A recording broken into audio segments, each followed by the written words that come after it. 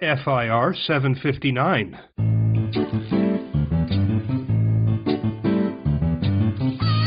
Welcome to For Immediate Release, the Hobson and Holtz Report, where every Monday, Neville Hobson and Shell Holtz cover the intersection of communication, business, and technology.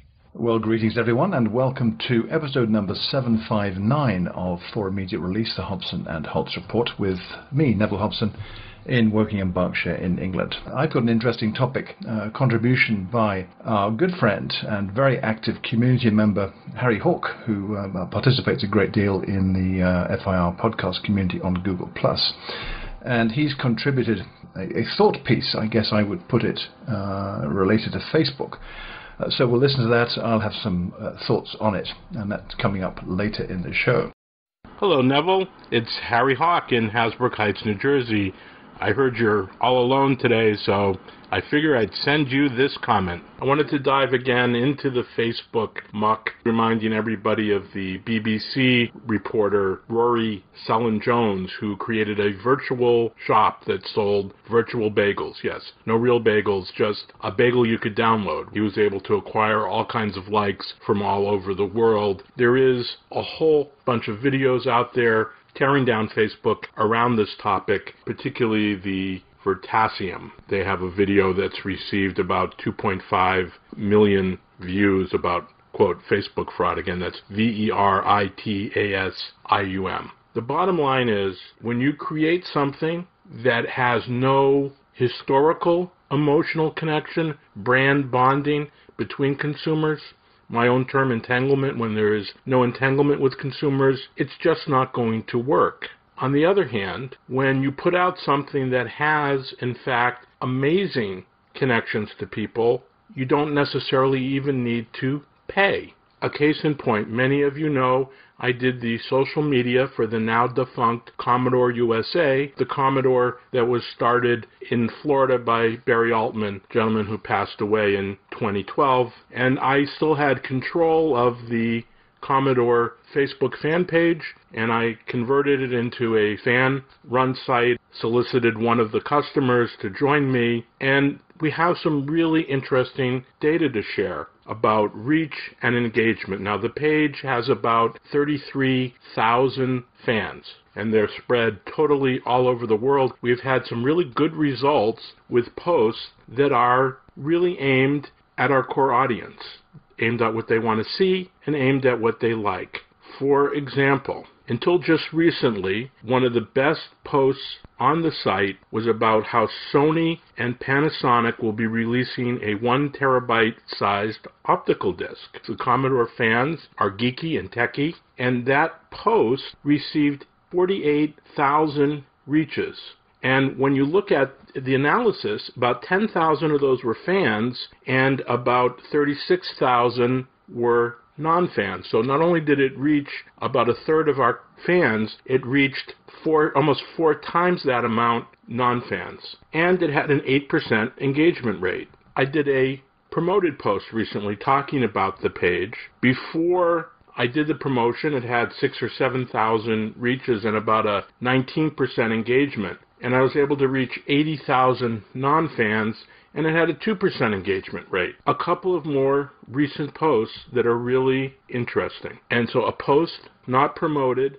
generated 12,000 reaches, and a post by the co-admin, a gentleman by the name of Jason Chow, has already, in less than a day, received 4.7 thousand reaches. But this is where it gets really interesting. When we look at the engagement rate, that post about selling the C64Xs has had a 17% engagement rate. When we look at who it's reaching, it reached about 7,000 fans and 5,000 non-fans. And Jason's own post about himself and why he's involved with the page has a 27% engagement rate. It's reached about 4,300 fans and about 300 non-fans. What I'm trying to say here is, depending on what's posted and how relevant it is and who might be interested inside or outside the community, has all dictated the kind of response that we're getting. And having the ability to get engagement rates anywhere from 2% on 85,000 reach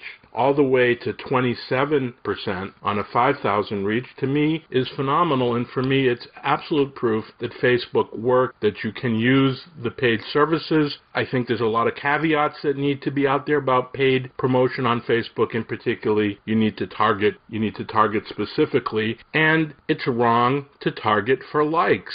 You need to target, if you're going to pay for something, you need to pay for engagement. You want more people to see your message. You don't necessarily want it to go in front of the people who will just click on a like and have no actual real entanglement with the brand, have no relationship with the brand. Right now I'm looking at the Insight page of the Commodore USA fan page.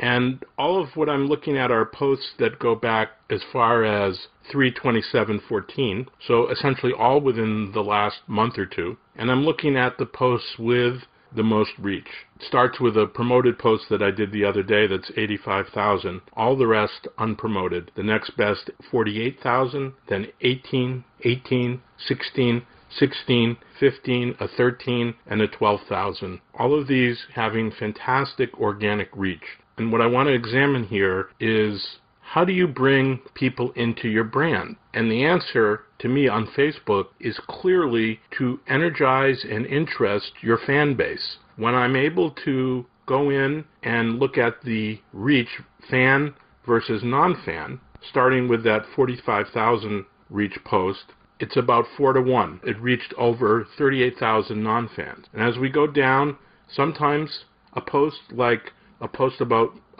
modular telephones, the Project Aria, it goes the other way. It's about 2/3 fans and 1/3 non-fans. Another post about Microsoft releasing the source code to MS-DOS is exactly the other way. 1/3 fans, 2/3 non-fans. And it goes down. A post about Gizmodo and Chinese scientists is pretty much split equally, and so forth and so on. Finally, a thing about USB sticks that only had a reach of about 4,000 from fans and 8,000 from non-fans. The answer to how do you get your brand out there and put out content that really appeals to your fans. And when that happens, they're going to share it.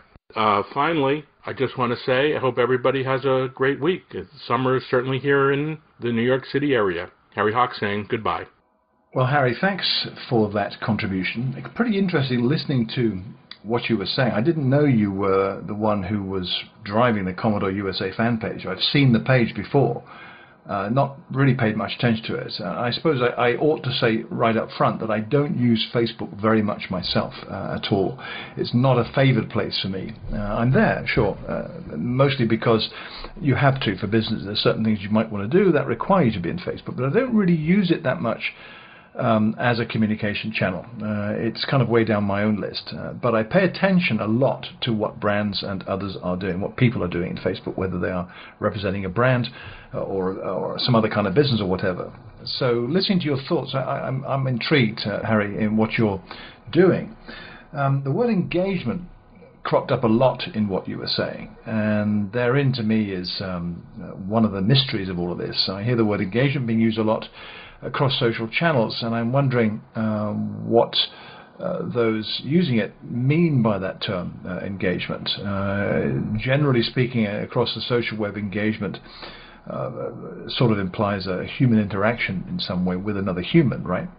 That's not necessarily the case from a marketing point of view, where an engagement could mean an interaction of some kind that ranges from woe and behold it, but a like, or downloading some content, or signing up for something, or leaving a comment. That's an engagement, an interaction of some kind.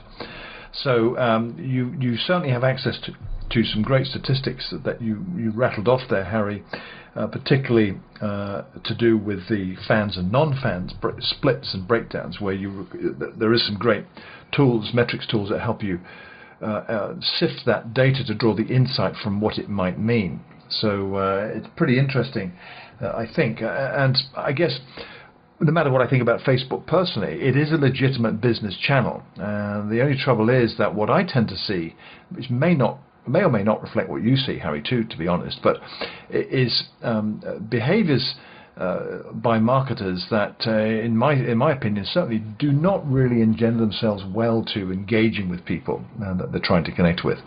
So that's possibly influences my own outlook, because what I see is not very well done. And when you do see it well done, it's a delight to behold when someone is representing a brand in a way that draws you in, even if you're a cynic like me, for instance. And so that happens now and again, I must admit.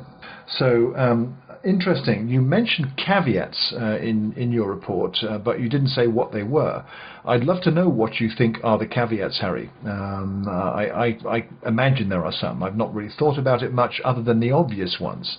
You know, don't behave like a brochure. Behave like a human being, for goodness sake, when you're representing your brand on Facebook and talking to people in some way, or encouraging them to take some action that is on your part of Facebook, whether it's a fan page or an official presence or whatever it might be. That, to me, is a prime caveat.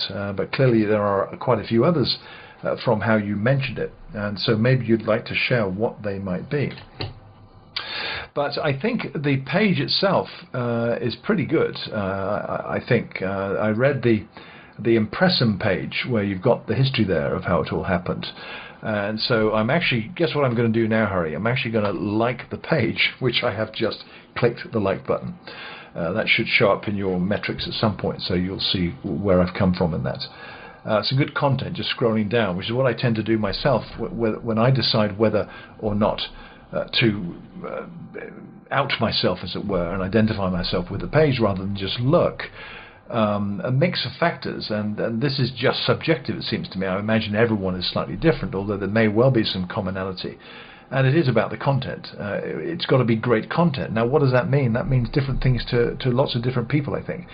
Yet, you know what poor content is, typically, that doesn't engage you, whatever it might be. And I think you can finesse this too much, I think, sometimes, to drill into so much detail of analytic that it takes away the humanness of what you're trying to do. It puts it into the realms of those brochures and sterile websites that were all people did in those days before social appeared on the scene. So it's a huge topic, I think, what you've introduced, Harry, and I'm sure Shell will have some views on it in response to what you had to say. So this may well be a topic that has a bit of longevity over the next couple of shows. Thanks for contributing it, Harry. And if you can come back with a thought about those caveats you mentioned, I'd love to hear them. Shell and Neville welcome your comments. There are several ways to reach FIR. You can leave your comments and join the conversation in the FIR community on Google+. Look for the FIR Podcast Community. To record an audio comment that we'll include in the show, you can use the SpeakPipe feature to record right on the page at our website, forimmediaterelease.biz. You can use our comment lines. In North America, call +1 415-895 2971.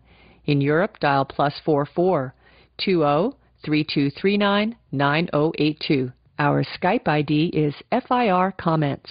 You can also attach an audio file and send it to us by email. Our email address is fircomments@gmail.com. Or post a comment to the FIR blog at forimmediaterelease.biz. And you can tweet us at FIR Podcast.